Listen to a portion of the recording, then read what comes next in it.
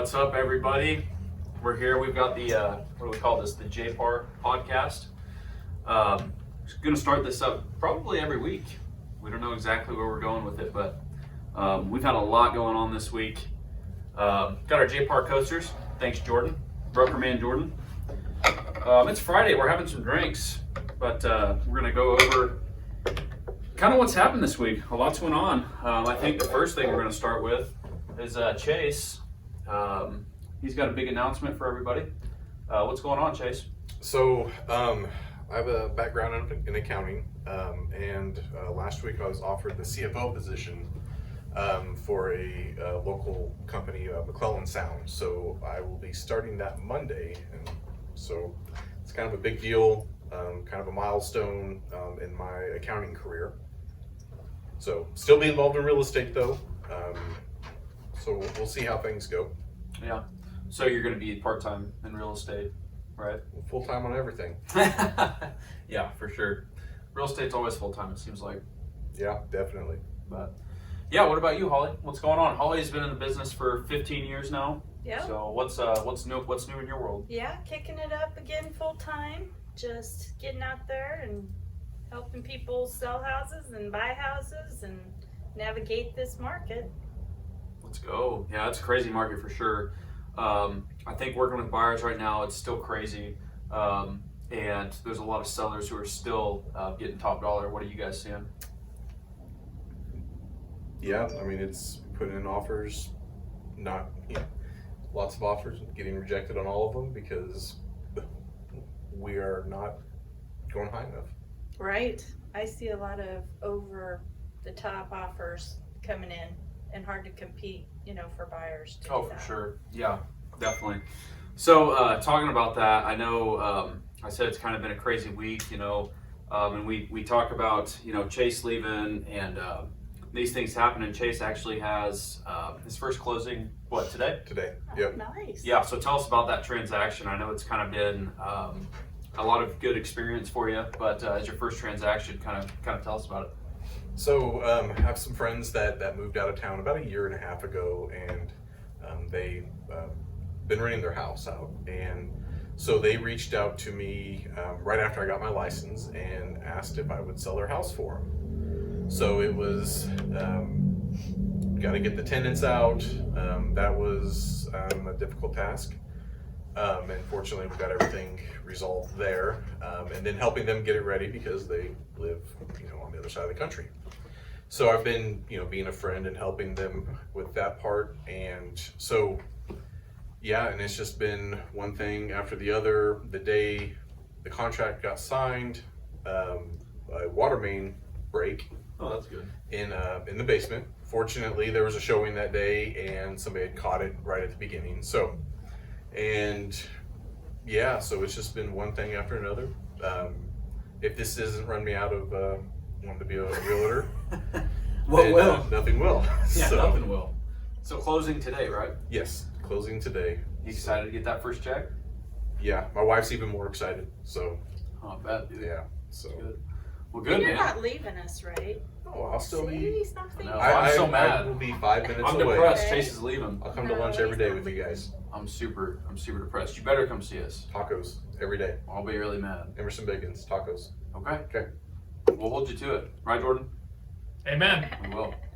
But anyways, yeah, so as we talk about real estate and what we're seeing in this market, you also got to be careful, what you're doing out there. I mean, we've had multiple situations over this past year, when you find out something about somebody in the transaction that you didn't know before, and you just have to be really careful about your safety out there and just who you're working with. Choose who you're working with wisely.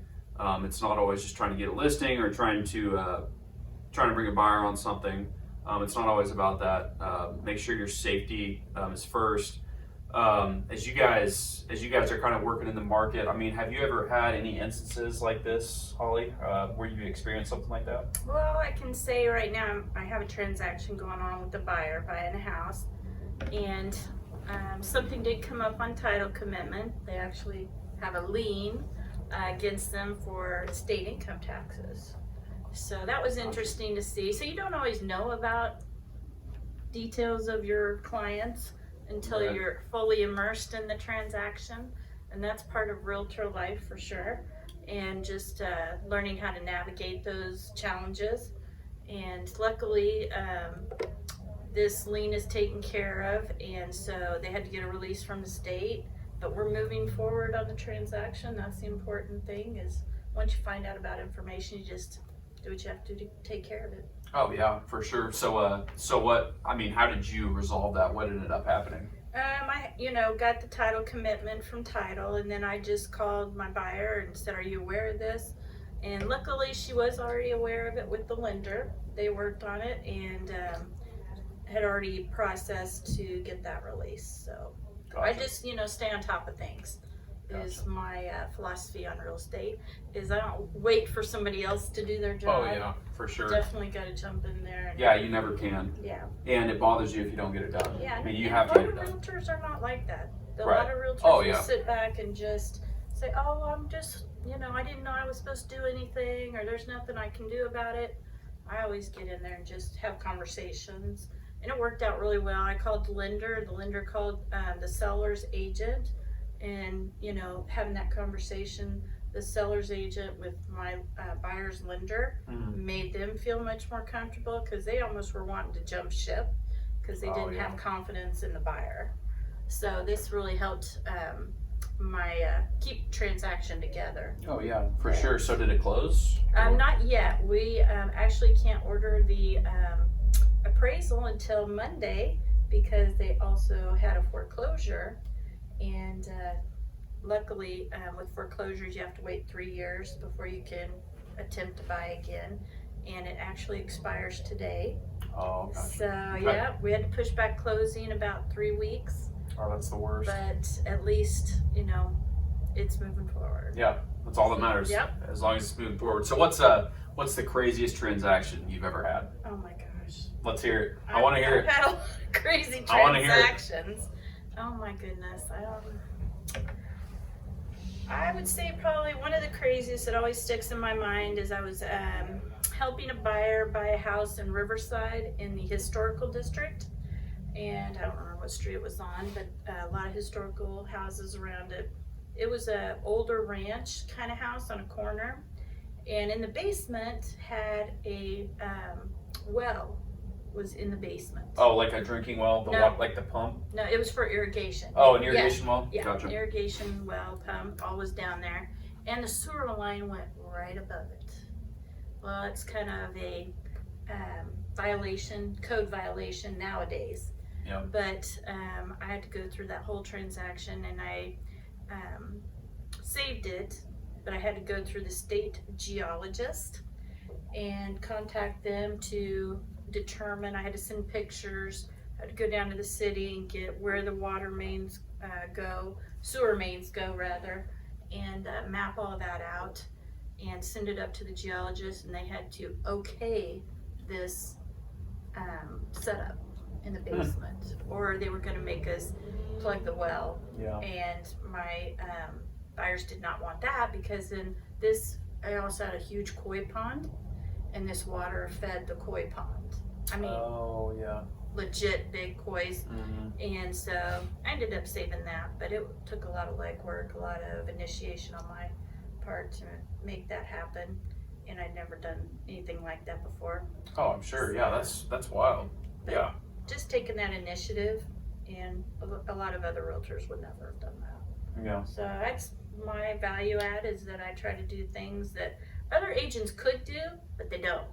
Yeah. So, Oh, try for to sure. set myself apart that way. Yeah. Well, that's good. What about you, Chase? So, being a newer agent, I don't have a ton of stories, but something interesting happened yesterday. I was actually prospecting for a buyer on a listing I had, and through that conversation, I learned some information that could potentially be a safety concern for myself or any of the realtors that I work with, and so, I am in the process of canceling that transaction just because of safety reasons. It With was the property? with with an individual involved in the transaction. So definitely, want to make sure that we're being safe. Yeah.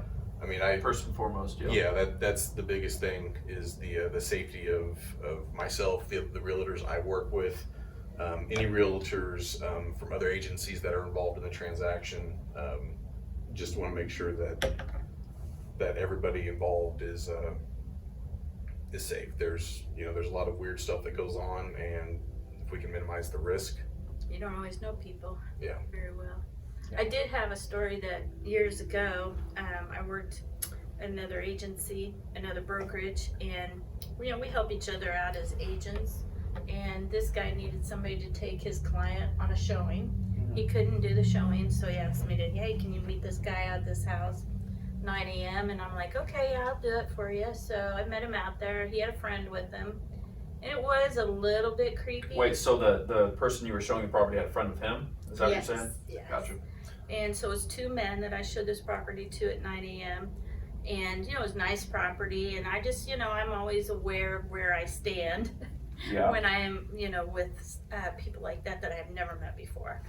Safety for an agent. Yeah. And just always face to face with them. And never like really when you turn go my through a back. door, like be sure they go first. Yeah, Absolutely. exactly. They Yeah. go first down the stairs, they go first up the stairs. But after I got back, after that showing, and I did kind of have a creepy feel about it, but made it back to the office. And all of a sudden, people are coming to me and go, are you okay? Are you okay? And I'm like, what? What's going on? And they're like, we just had this post on our MLS, awareness post, alert, that this guy is in predator and was stalking agents and stuff like this, and attempting, especially women, to get them alone. And I'm like, what? And sure enough, I don't remember if you were around or knew about that. When was it? I want to say 2014, 2015. Yeah, I would have been in high school. Yeah, but it was scary because, then that realtor friend of mine that I did the showing for, he's like, I am so sorry. He said, I had no idea that he was a predator. Oh, And wow. they actually had MLS complaints about him, that came up that day after So I did the showing. did they find him? What happened? They did, and talked to him. They couldn't really charge him with anything. He didn't do anything illegal, but it was just inappropriateness that he behavior with other women agents. Wow. So that was kind of. Well, so during during the showing, he didn't seem like that or anything, or I kind of got happened? a creepy vibe from him, just staring at me and stuff like that. And since then, if I ever go on a appointment with a buyer that I've never met before, I have actually asked them to text me a picture of their driver's license. Because there's so many stories in states around us that realtors get abducted, and I definitely don't, want to be one of those. I've taken my husband. And I believe I was having a conversation with Esther or another agent here that they've done that as well, taken their boyfriends or husbands with them just on the appointment, Jeez. just to be, You got to be really careful Yeah. out there, you just gotta be aware. for sure. Of I your mean, surroundings. have you ever just taken somebody with you on showings or anything? Absolutely, yeah, and It's especially. probably a good idea. Yeah. And as a woman, women can be threatening as well. I've had that as well. A strong personality of a woman being a little bit threatening as well. Mhm. So Yeah. you just kind of have to be aware of your surroundings, be aware of their body, language that they exude, and Yeah. just be consciously aware. Yeah, definitely be careful out there for sure. Chase, what about you? Have you ran into any weird showings out there or what? Fortunately not, but I've trained Brazilian Jiu-Jitsu. I was a wrestler. I've done some MMA, so I feel confident handling myself in a lot of situations. So I don't feel as threatened by situations, but I do take the advice of let them enter the room first, always face them, making sure that I don't put myself in a position that somebody could come up behind me. And with that, we've had talks here about having some self-defense classes. There's a lot of great great teachers here in town that that agents could use to help them, you know, learn a few self-defense things. A few things could help save your life, you know. So So what about like what about carrying pepper spray or concealing a handgun? I think that, you know, you need to use all of it in conjunction together, because you may not be able to get to your pepper spray or some weapon to defend yourself. Sure. You may have to use your hands, Yeah. your legs, something to defend yourself. So, you know, all of those are great, but if you can't access them, you know, you need to be able to Have that At hand-to-hand least- combat. yeah, to at least be able to get push away them from- away, or at least Right. subdue them somehow. right enough that you can create some space and run. Yeah. So, but and there's a lot, like I said, there's a lot of great teachers here in town that if you reach out to any of the Brazilian Jiu-Jitsu gyms, I'm sure that they have some kind of program. I think That, a lot of women would be interested in that too, from the people Yeah, that I think they know. would. Yeah. Yeah. Especially as a realtor. I mean, Mhm. you never know. Yeah. I've heard stories like when I was getting my license, somebody came in. I think it was another broker, if I can remember correctly. But they said they had a lady in their office and decided to work an open house one day, and it was a Sunday, and I think it was near in the end of the 4 o'clock hour, and a guy comes by, walks up. He's not in a car or anything, and starts acting like really suspicious. And the girl's kind of like, well, this is kind of weird. And he's trying to get into the basement. He's wanting to come in, and the lady's like, I got an appointment, like I got to get out of here. You know, you can come back next week, or we can schedule a showing. And the guy was pretty much just like, okay, you know, I'll just come back, you know, like thanks, whatever. He leaves, and she was like, that was super weird. Like something's up with that guy. So the next week, another agent ran the open house for her. Completely different agent, but it was a girl. And the same guy comes by once again. Same thing happens, and guy's acting like really weird, wants to go into the basement. It just has this creepy vibe, like you were talking about, You like just that have other guy. intuition. Yeah, he's just super creepy. And so he leaves, or she leaves, and you know, closes it up, whatever. Thought the guy was creepy, got out of there. And ended up later on, I think that week, they were in the office, and the broker was in there, the two agents were in there. And I think it was on the news set came on, and it was a picture of BTK. And they said that they had like found him, or there was evidence of him murdering people, doing this and that. We all know what he did. And so she starts crying, and the other agent's like, what's going on? What's going on? You know, goes up to her, and she's like, this is who was in the open house. This is who came in there. Yeah. That's so creepy. it was BTK who came into the open house. Yeah. That's kind of like how I felt when I found out the I mean, next just day. exactly. Well, just think if you go into the Yeah. basement. I mean, you never know. Right. You just never know. You always have to be careful in this business. I mean, Right. it's wild. And we can talk about a lot of things, but until you experience it, that's a different story. I'm sure you can attest to that Yeah. too for MMA fighting. Until you're in the situation, you don't know what to expect. Right. Yeah. Well, so speaking of MMA fighting, what are we doing now, Chase? I heard something big that you're going to be a wrestling manager. Is that what I'm So getting? I have a buddy that I've known for a while that is he's fought MMA, and now he's going to step into pro wrestling. And so I jokingly said, hey, I should be your manager. I pitched him, hey, I'm an accountant, I could be your manager. And yeah, so Because accountants are really good at managing. well, his MMA character wrestling. is very, think of Floyd Mayweather Jr., very, Flashy. rich, flashy. Okay. And so I was like, hey, this is an opportunity, and somehow I am going to be involved now. So, So what's next then? What's the next step? actually Sunday I go for my first day of training. So yeah, that'll be fun, interesting. Training. So what are you going to do? Well, he seems to think that we're going to have a match at this. So Are you going to dress up or what? I'm you just like gonna wear a workout sparring clothes. He this morning we went over some stuff, and yeah, so we'll see how it goes. And I may never want to watch wrestling again. So what are you gonna do as a manager? Like, what all do you do?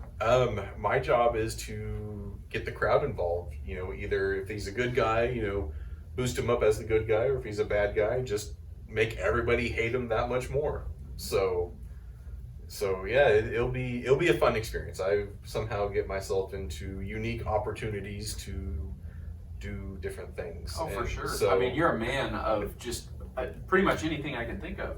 I mean, let's see, Yeah. you do wrestling, you do real estate, you're about to become a CFO, your property management company now, right? I mean, Yeah, you got a bunch going on. Yeah, we just started a property management company, and so we got that. I own a comic book store here in Wichita.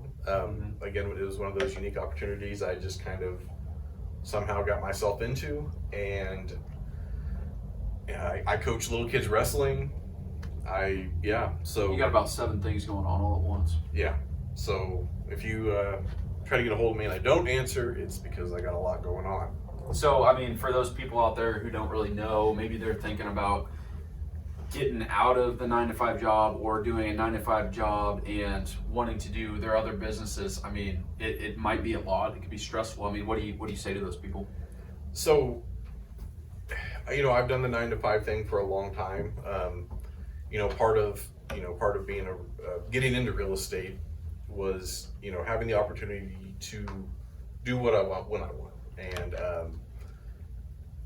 you know, having, you know, fortunately this opportunity for the CFO position came to me. But you know, for the past 3 months, I've been able to stay at home with a sick kid if I needed to, while my wife works. And That's nice. but even going forward, you know, I still have those opportunities to meet people, you know, network, because I am involved in so much. I meet a lot of different people from a lot of different walks of life, and you know, I may not, you know, okay, real estate may not be what their need is that I need to fulfill, but it could be, I can point them to an accountant that can help them, you know, get their books straight.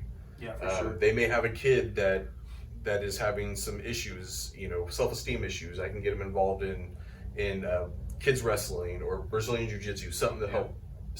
So I'm able to connect people with all of my connections. For sure. You touch a lot of lives. Yeah, you got a lot going on. Yeah. And yeah, that's awesome, good. man. Good positive ways.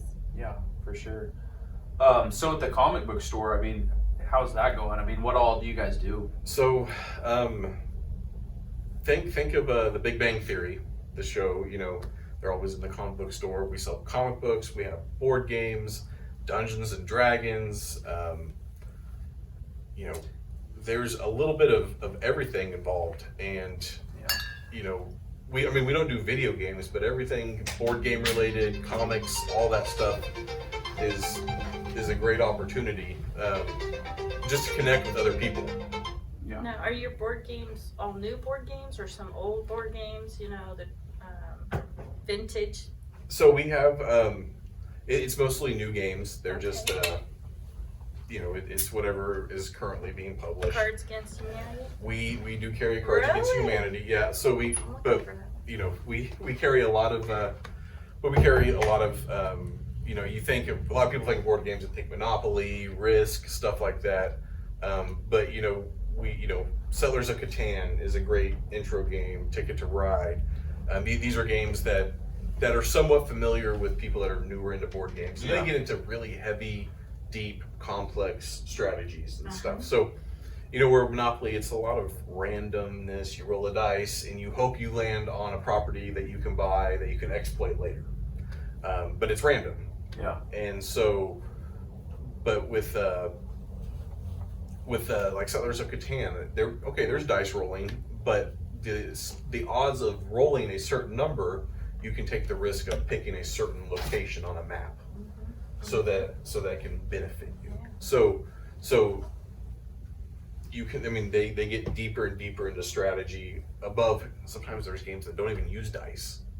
It's all card So based. it sounds pretty geeky. Is it kind of geeky? Like- Yeah. You know what Yeah. I found I mean, out? Yeah, for sure. I have 2 girls, 25 and 27, and they love these games. They Was it have the their board friends games like get that? together and do game night, and we do game night. Rummy Cube. I don't know if you've heard of that one.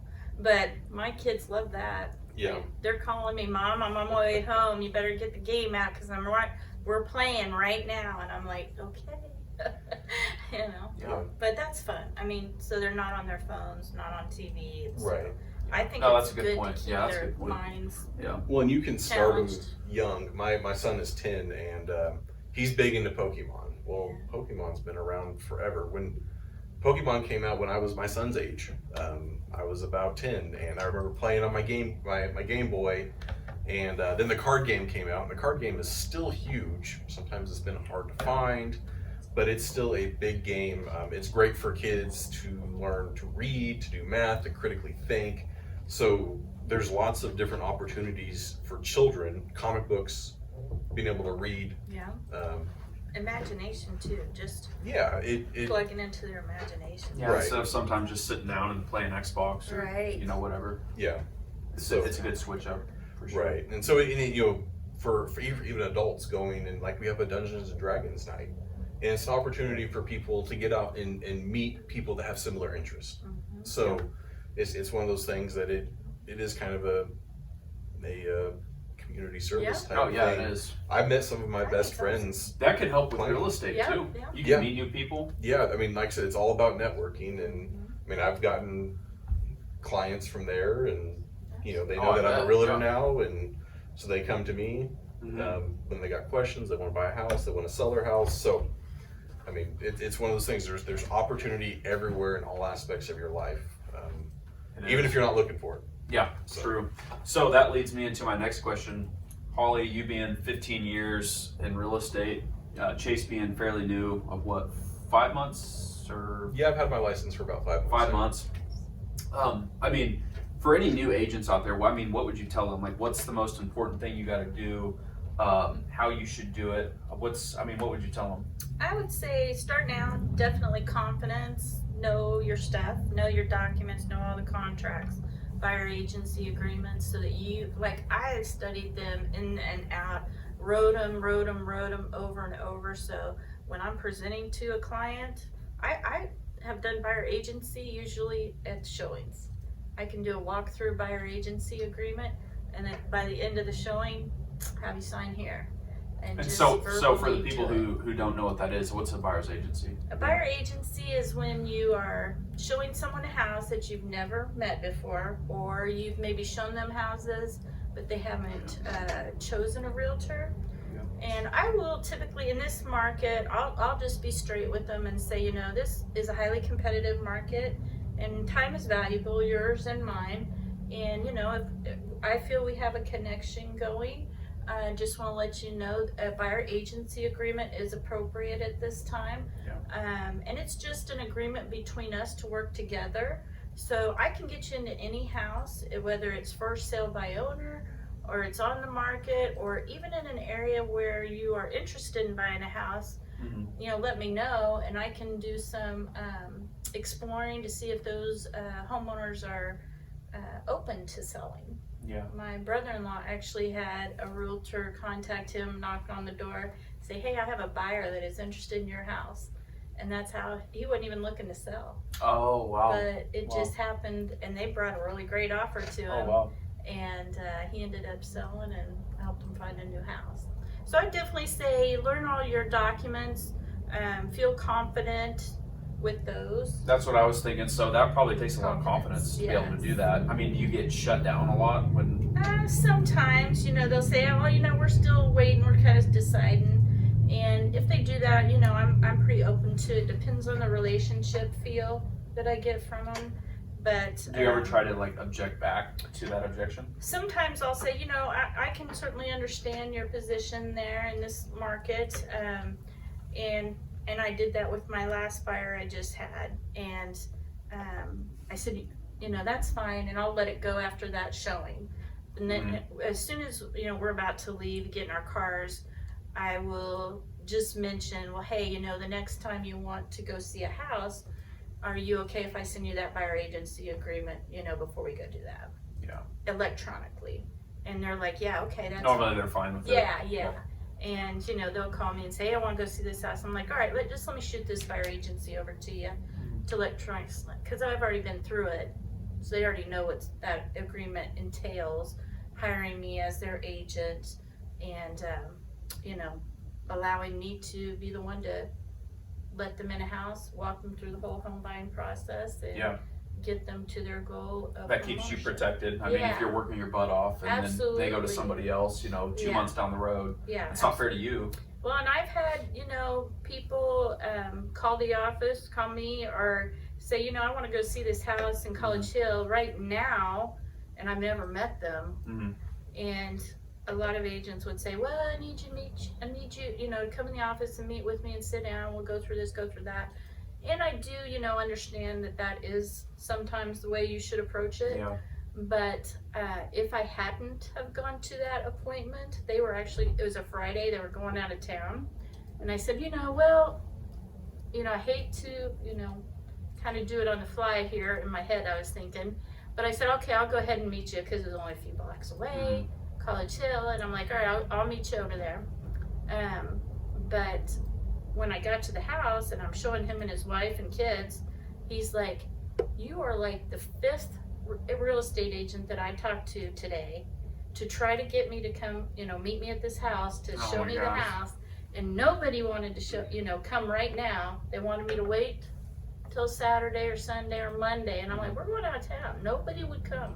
Really? So they were very appreciative of me. And I had a buyer agency agreement with me. Mm-hmm. And he signed it right there on the spot.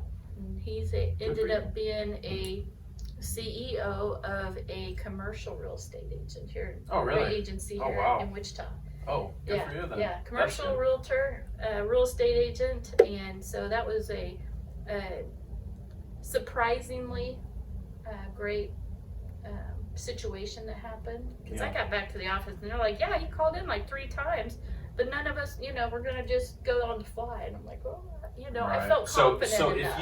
if you wouldn't have had a buyer's agency agreement, I mean, do you kind of just do that fluidly, like, oh, they're a cash buyer, but they don't want to sign an agreement, and I'll just do as you know, as good I as never I can. did. I always have them sign it. Always have them sign it. Always, because you know our time's valuable, and Sure. I vet them. I vet them quite a bit on that showing. I ask a lot of questions on the phone before I go show them the house. Then Yeah. once I'm at the house, I ask a lot of questions as to their time frame, what is motivating them to want to buy a house, Mm-hmm. and usually by just 4 or 5 questions, I can tell how serious they are. If they've gotten pre-qualified, do they own a house now, or are they renting? Do they have a lease, or you know, are they Yeah. renting month to month?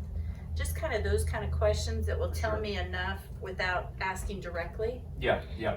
how serious or motivated they are to Just buy. asking the right questions.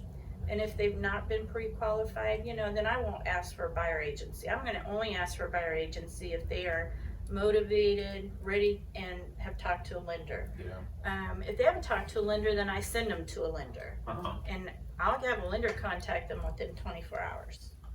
And I did that with my last buyer.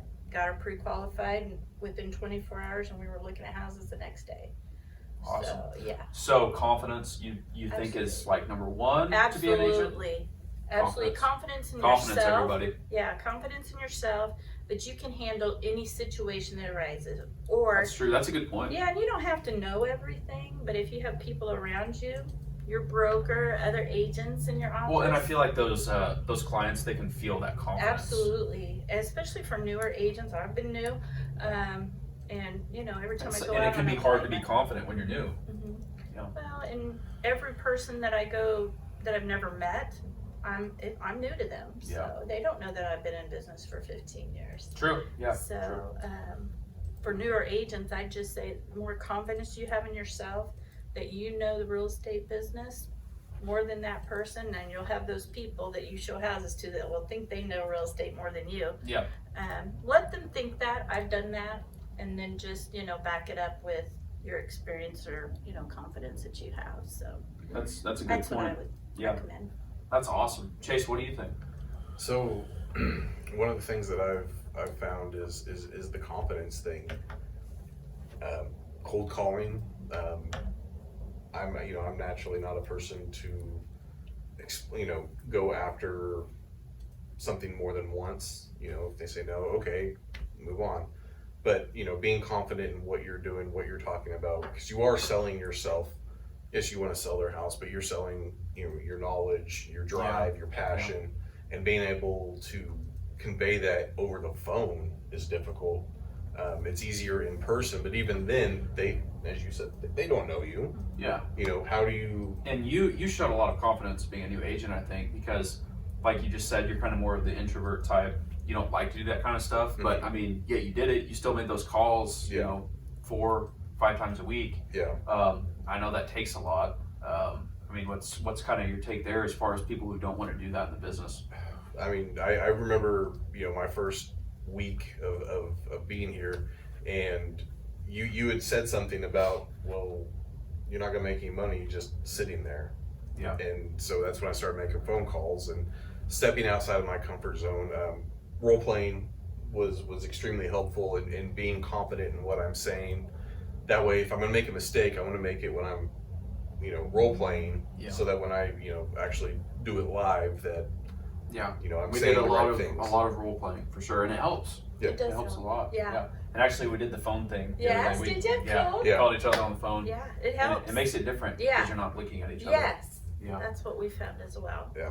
And persistence, like you're saying, you call somebody once and they shut you down, call them back in a month or so, or 3 weeks, and say, you know, I always kind of was told and it's sunk into me that, you know, if somebody shuts you down, it's most likely just timing. It's nothing to do with you personally. Don't take that personally because they don't know you.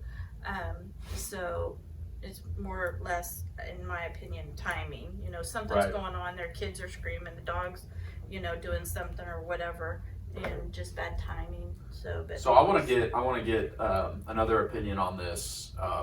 Let's get Broker Man over here. Jordan, get over here. Oh man. Let's hear it. So our broker Jordan, he's been in the business for what, almost 6 years now, or 6 years. 6 years, yeah. This guy's a beast. But I mean, you've done it all, right? Cold calling, the social media. I mean, pretty much everything. What's your take on that? All of it. So to be a successful agent? Yeah, just What? to be a successful agent. I mean, what does it take? What do you got to do? Well, first, I agree with Holly's comment there about having confidence in yourself. That's kind of point one. But really, you got to define your value proposition. What are you providing that is different from all of the other agents in the market? And then remaining consistent. I mean, this industry has so many ups and so many downs. There's periods of times where it feels like, man, am I ever going to make a buck? But then there's other times where you're like, oh, my head is just, you know, spinning. I can't keep up. And it's super rewarding. So you've got to be consistent in that respect. And then also there's a 3-letter thing that I like to live by, which is ABC, always be closing. And so always be looking for the next deal. For sure. Don't get so caught up in the deal that you're currently working that you're lacking on the prospecting for that next deal. That's super important True. as well. Pipeline. That's a great Pipeline. point. Yeah. Generating the pipeline. Yeah, it's like, what's next? You know, Exactly. what call am I going to make next? I mean, what's the next deal? You know, And it's sometimes hard I to worry do about that. it too. Yeah, because especially if you got 3 or 4 or 5 deals going on, and you're like, "What? You want me to, you know, call?" Yeah. I'm barely keeping all these balls in the air. Let alone, Well, in 30 days, if you're just so, you know, Focus. honed in on your current deals, you know, in 30 days when those are starting to close, and you're like, well, crud, what's next? Right. Right. That roller coaster up and down. Yeah. Absolutely. So if you were to pick one, I mean, one word, like one thing an agent needs, and sum it up in one word, what is it? Consistency. Gotcha. Yep. Consistency. So we had consistency, we had confidence. Did you say confidence too? Yeah. Yeah. And I think those are like spot And on. persistence, I think, would be another good one. Yeah. Persistence. Yep. Keep calling, keep contacting people, keep putting yourself out there, and keep always learning, self improving, that kind of Always learning, because there's always something new out there every Oh, single day. absolutely. Whether it's contracts, whether it's a new technology, whether it's people, there's always something new. And it's one of the industries where you don't know what you don't know. Just like Chase was saying, he had a house that had a water main break. Yeah. You know, you never even can fathom No. that situation. So yeah, I've had a lot of those situations. So. Yeah. But when it comes down to it, yeah, it's good. I mean, it's just really good to have that agent who will be there for you. I mean, you can look to that person. You want them to have that confidence. And I mean, like, you have to. you know, Jordan was saying that know your value proposition, know what you can bring that other agents can't, or you know what sets you apart from the other agents. To me, being in for 15 years, that is the hardest question to answer. I found in other gatherings with agents, when that is brought up, we all look at each other like, you know, well, we're all basically real estate agents. Aren't we all the same? Yeah. That's what everybody thinks. We're just glorified door True. openers. So, you know, it is hard to set yourself apart from other agents. But I think experience, learning how to be flexible, adaptable to situations, and know how to roll with those punches and find the support you need around you to make that transaction move forward helps. Don't isolate yourself. Don't think you have to do it all on your own, because you know that's untrue. We need to be there for each other. Yeah, absolutely. So, That's a good point. work through issues and challenges. Yeah, for sure. So, yeah, I think as of right now, I think we pretty much hit everything. We're going to try to do this pretty consistently. I think it'll probably be me and Jordan, and then we'll probably do one new agent every week. Is that what we're thinking? Yeah, and we might, you know, to keep things fresh, you'll, you know, see new faces. Maybe we'll have special guests, things like that. Might be in different locations too, so don't get too comfortable with this particular setting. So, yeah, we're excited for this. We're excited to be here in the Wichita market and really creating something awesome here. I'm proud of these agents that are part of this group, and so we appreciate y'all tuning in and being a part of what we're doing.